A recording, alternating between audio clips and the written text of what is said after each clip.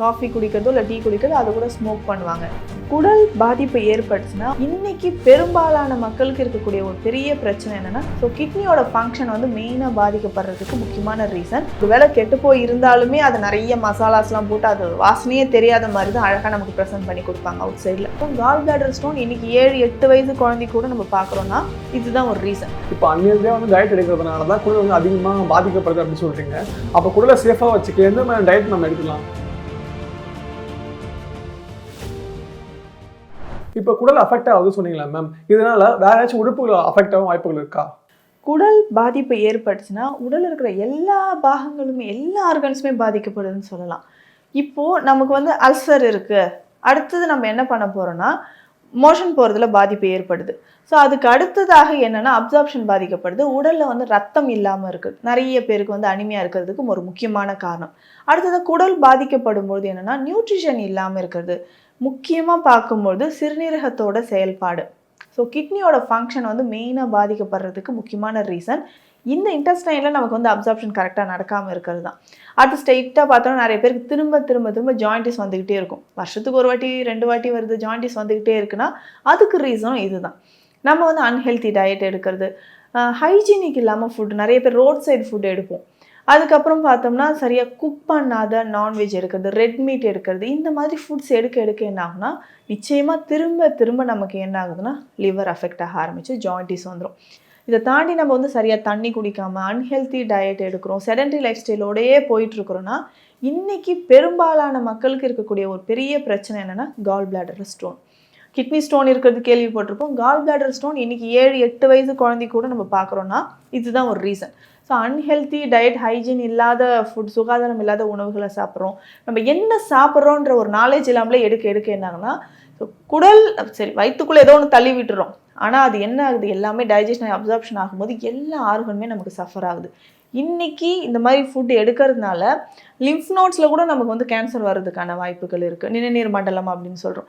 இதில் கேன்சர் வர்றதுக்குமே ஒரு முக்கியமான காரணமாக இருக்கிறது இந்த மாதிரி நம்ம அன்ஹெல்த்தி டயட் எடுக்கிறோம். குடலோட பாதிப்பு ஏற்பட்டு அதுக்கப்புறம் நெக்ஸ்ட் என்ன பண்ணால் அது சரௌண்டிங்ஸில் இருக்கிற ஆர்கன்ஸ் எல்லாமே இந்த மாதிரி பாதிக்கப்படுது. இப்போ அன்னியதே வந்து டயட் எடுக்கிறதுனால தான் குடல் வந்து அதிகமாக பாதிக்கப்படுது அப்படின்னு சொல்கிறீங்க. அப்போ குடலை சேஃபாக வச்சுக்க எந்த மாதிரி டயட் நம்ம எடுக்கலாம்? குடலை சேஃபாக வச்சுக்கணும். நம்ம வந்து ஒரு ஆரோக்கியமான எனக்கு ஒரு இன்டெஸ்டைன் வேணும், கட் வேணும் அப்படின்னா இதில் இருக்கக்கூடிய நம்ம என்ன சாப்பிட்றோம், காலையில் எழுந்திரிச்சோடனே ஆசிட் வந்து நம்ம பாடியில் நிறைய செக்ரேட் இருக்கும், அதை பேலன்ஸ் பண்ணுற மாதிரி எடுத்துக்கணும். ஸோ ஒரு நம்ம பேசிக்காக என்ன எடுக்க போகிறோம், ஒரு ஊறல் குடிநீர் தான் நம்ம சித்த மருத்துவத்தில் சொல்லுவோம். ஊறல் குடிநீர்னால் தேற்றான் கொட்டையோ நன்னாரி இல்லை வந்து நம்ம சீரகமோ வெட்டி வேறோ நைட்லேயே தண்ணியில் போட்டுட்டு அந்த தண்ணியை காலையில் குடித்தோம்னா அவ்வளோ நல்லது. அதுக்கப்புறம் இப்போ கிளைமேட் சேஞ்ச் ஆகுதா, மோர் ஒரு கிளாஸ் குடிக்கலாம், பழைய சாதத்தோட தண்ணியை வடித்து குடிக்கலாம். இந்த மாதிரி உடலுக்கு குளிர்மை தரக்கூடிய உணவுகளை நம்ம எடுத்துக்கிறது கட்டுக்கு ரொம்ப வந்து கட் ஃப்ரெண்ட்லி டயட்னு சொல்லுவோம், அது எடுத்துக்கலாம். அதுக்கப்புறம் சின்ன வெங்காயம்லாம் போட்டு மோர் சேர்த்து அந்த கூழ் குடிக்கிறது ரொம்ப நல்லது. காலையில் பிரேக்ஃபாஸ்ட்டு அப்படி எடுக்கலாம். அதுக்கப்புறம் நம்ம வந்து மதிய நேரத்தில் எடுக்கக்கூடிய உணவுகள் அப்படின்னு சொல்லும்பொழுது இதில் வந்து ஒயிட் ரைஸ் இல்லாமல் பார்த்துக்கலாம். நல்லா பாலிஷ் பண்ண வெள்ளை அரிசி இல்லாமல் கலர்ஃபுல்லாக இருக்குது இல்லைங்களா, கருப்பு கவுனி, காட்டு யானம், கைக்குத்தல் அரிசி, புழுங்கல் அரிசி, இந்த மாதிரி அரிசி வகைகளை நம்ம எடுத்தோம்னா நார்ச்சத்து அதிகமாக இருக்கும். நார்ச்சத்து இருக்கக்கூடிய உணவுகள் தான் நம்மளுடைய குடலை வந்து நல்லா பார்த்துக்குன்னு சொல்லலாம். ஏன்னா ஃபைபர் கண்டென்ட் உள்ளே போக தான் நம்ம டாக்ஸின்ஸ் எதுவும் இல்லாமல், ஸோ அந்த கழிவுகள் எதுவும் குடலில் தேங்கப்படாமல் முழுவதுமாக நமக்கு வந்து கான்ஸ்டிபேஷன் இல்லாமல் மோஷனில் வந்து வெளியேறும். ஸோ அப்போது நம்ம என்ன எடுக்கணும்னா நார்ச்சத்து அதிகமாக இருக்கிற உணவுகள் எடுக்கணும். அதுக்கப்புறம் நான் என்ன எடுக்கலாம்னா நார்ச்சத்து இருக்கக்கூடிய காய்கறிகள், அதோடு சேர்ந்து கீரை வகைகளும் நிறைய எடுத்துக்கணும். ஸோ காலையில் நம்ம எழுந்திரிச்சோன்னே சூடாக ஒரு சிலர் என்ன பண்ணுவாங்கன்னா ஸ்மோக் பண்ணுற ஹேபிட் இருக்கும். காஃபி குடிக்கிறதோ இல்லை டீ குடிக்கிறதோ அதை கூட ஸ்மோக் பண்ணுவாங்க. இல்லை ஆல்கஹால் நம்ம வந்து கண்டினியூஸாக எடுக்க என்ன ஆகுனா நல்லா கொஞ்சம் யோசிச்சு பாருங்கள், அது வந்து சாஃப்டான ஒரு டிஷ்யூ இல்லைங்களா, நம்ம ஸ்டொமக்கில் இருக்கிறது எல்லாமே ஒரு லேயர்ஸ் தான். ஸோ அந்த மஸ்குலர் ஆர்கன் வந்து ஒரு இவ்வளோ ஹெவியாக இருக்கக்கூடிய ஆல்கஹால் போக சீக்கிரம் நமக்கு என்னென்னா அல்சராக கன்வெர்ட் ஆகிடும். ஸோ இந்த மாதிரியான டயட் எல்லாம் நம்ம அவாய்ட் பண்ணுறது ரொம்ப நல்லது. இப்படி லாஸ்ட் இன்டர்வியூவில் வந்து லிவர் கிளென்சிங்கை பற்றி தெளிவாக சொல்லியிருந்தீங்க. இப்போ அதே மாதிரி குடல் எப்படி நம்ம சுத்தம் பண்ணுறது?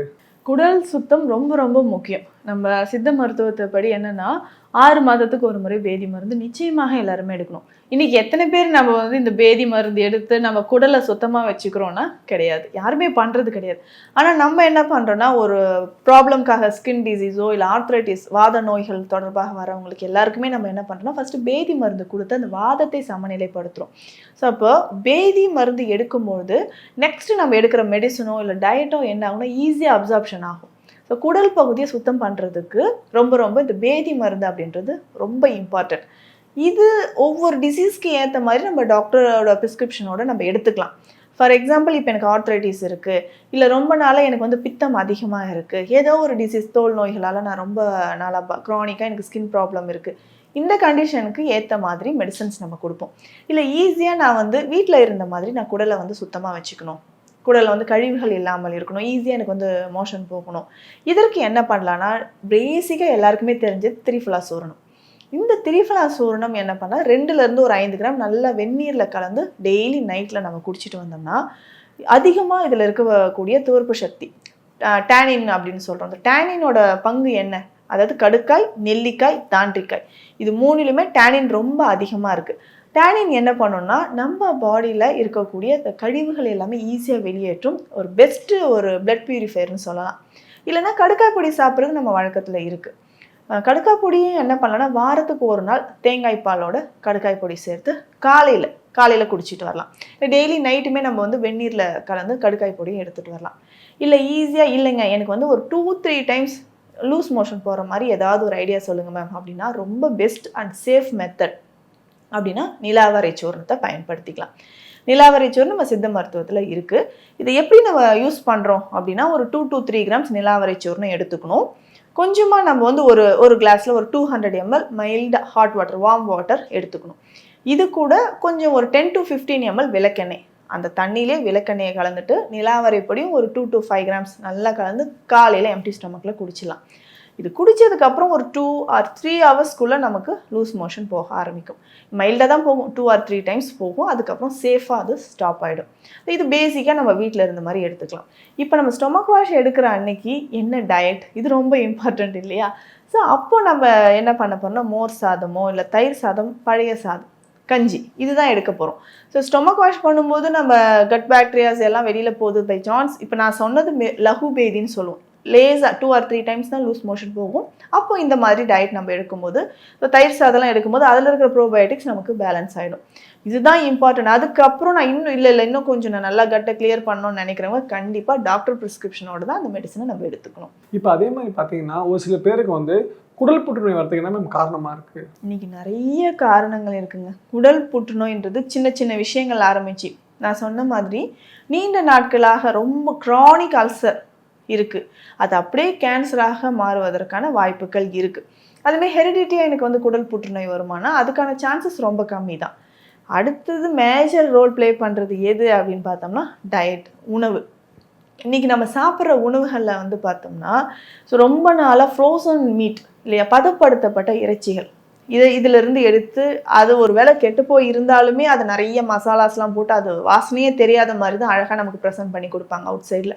அந்த ஃபுட்டை நம்ம நிறைய எடுக்கிறது, திரும்ப ரீஹீட் பண்ண ஆயிலை யூஸ் பண்ணுறது, பேரே தெரியாமல் நிறைய உப்பு.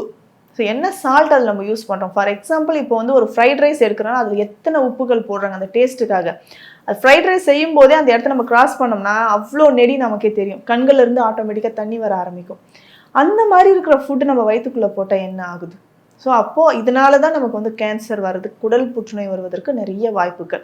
அடுத்து கலரிங் ஏஜென்ட்ஸ் இருக்கிற ஃபுட்ஸ் நிறைய எடுக்கிறோம். இன்றைக்கி குழந்தைங்களுக்கு கொடுக்குற நிறைய ஃபுட்டில் கூட பார்த்தோம்னா நிறைய கலரிங் ஏஜென்ட்ஸ் இருக்குது. இதெல்லாமே திரும்ப எடுக்கிறதுனால குடல் புற்றுநோய் வருவதற்கு நிறைய வாய்ப்புகள் இருக்குது. இப்போ ரீசெண்டாக வந்து கலர் பஞ்சமிட்டாய் இருக்கலாம் மேம், அது சாப்பிட்டா கூட குடல் புற்றுநோய் வரும்னு சொல்கிறாங்க.